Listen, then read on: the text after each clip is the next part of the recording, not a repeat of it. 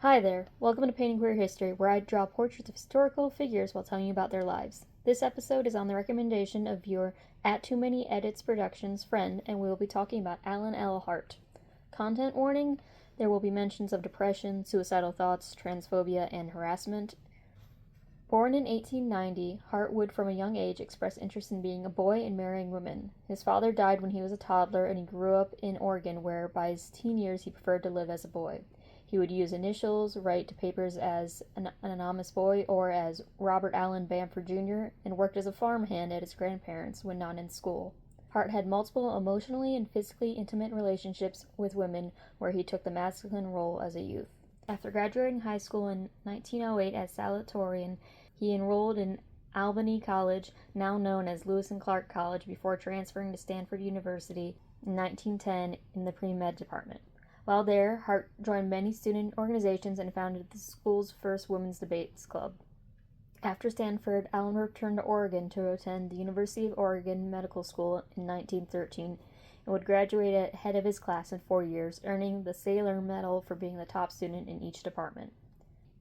Throughout these years of college, Hart was dating women in secret and publicly dressing in masculine style. Toward the end of college, Hart was dealing with suicidal ideation and had one of his professors, Dr. Gilbert, try to convert him into a conventional woman, but through the process realized that the idea of no longer feeling like a man felt deeply wrong. Instead, Hart decided he wanted to permanently live as a man and went to Dr. Gilbert for help again.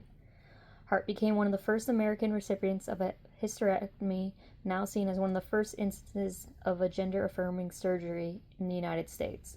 Dr. Gilbert would refer to Hart as H in his 1920 Homosexuality and Its Treatment, though he would not be publicly identified as H until Jonathan Katz uncovered this information in 1976. Dr. Gilbert's study in Hart's life would lead to debates decades later regarding modern terminology, historic terminology, identities of historic figures, and the claiming of historical figures.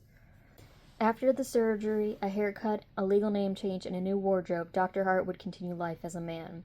By late 1917, he was 5'4", about 120 pounds, well-dressed, able to party with the boys, and an intern at the San Francisco hospital. His paramour at the time, Inez Stark, was a school teacher, and he would describe her as his wife when asked about her, though they were not yet married. However, in early 1918, when applying for a lab position at Lane Hospital, his name was recognized by a former classmate and publicly outed as AFAB in newspapers in California and Oregon.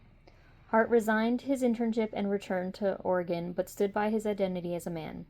In Albany Daily Democrat, in response to being outed, in March 1918, Hart would say, quote, "I had to do it. For years I had been unhappy. With all the inclinations and desires of the boy, I had to restrain myself to the more conventional ways of the other sex.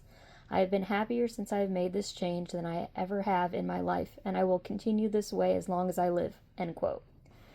Regrettably, this would not be the only time that Hart would be forced to move and change jobs after being outed. This theme of trying to do good but being hounded would appear in Dr. Hart's fiction as well, such as Dr. Mallory, one of his better-known books about a female doctor. Side note, in addition to all of his works in the medical field, Dr. Hart would publish 9 short stories and 4 novels, which had drama, romance, and often medical plot lines. Over the next 10 years, after the first time Hart was outed, he would work as a doctor in at least 7 states, marry and divorce Inez Stark as their marriage had fallen apart by 1923, marry another woman, Edna Ruddock, in 1925 in New York, and then get his master's in radiology in 1928 from the University of Pennsylvania. Due to being on the move so often, some modern people used his novella and novels from the time to try to see how Dr. Hart was feeling about being harassed so much. For instance, in his 1936 novel, The Undaunted, the gay male radiologist was plagued by scandals and forced to leave, and the fictional story ended in suicide. However, I would like to point out that in the 1930s, publishers would often require authors to end homosexual stories in death, conversion, or other similarly negative endings. One of my history professors would tell us, if you can just stop reading the story before the publisher, producer, or company mandated sad ending, then you could get a happier queer story from the era of the early 1900s pulp fiction. It is important to consider whether or not Dr. Hart had full creative freedom in the ending of his fictional writings when using it to postulate on his personal feelings. In terms of his real-life medical profession, despite being chased out of multiple jobs, Dr. Hart would become a trailblazer in using chest x-rays to detect tuberculosis.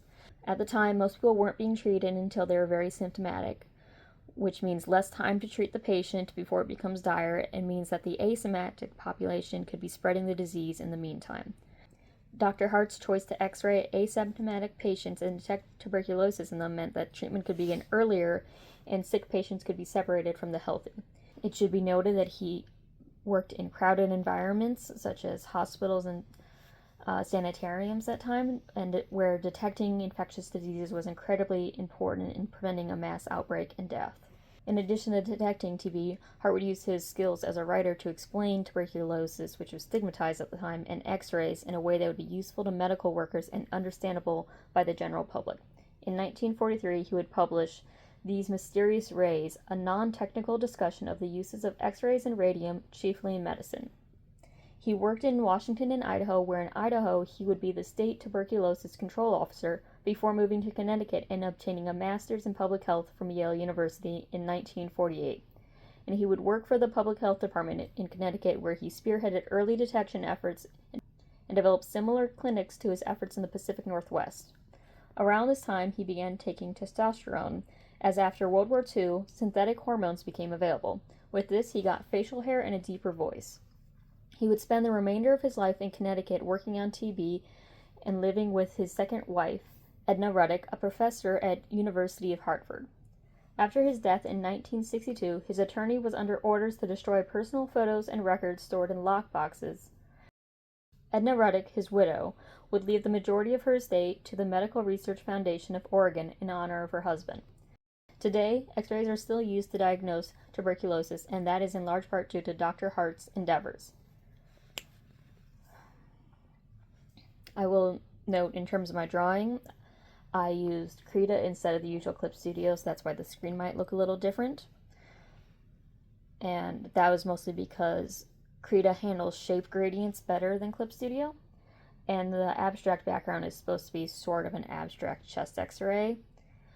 I will show you the version that I did the process of in this video, and then I was also going to, at the end, show another version of the portrait I tried, which you can tell me which one I should have showed you the process of.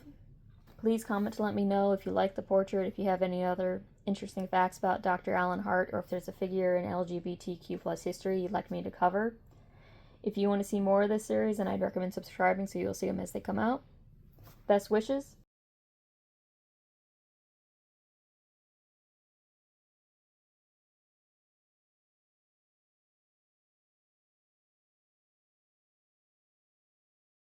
Bye!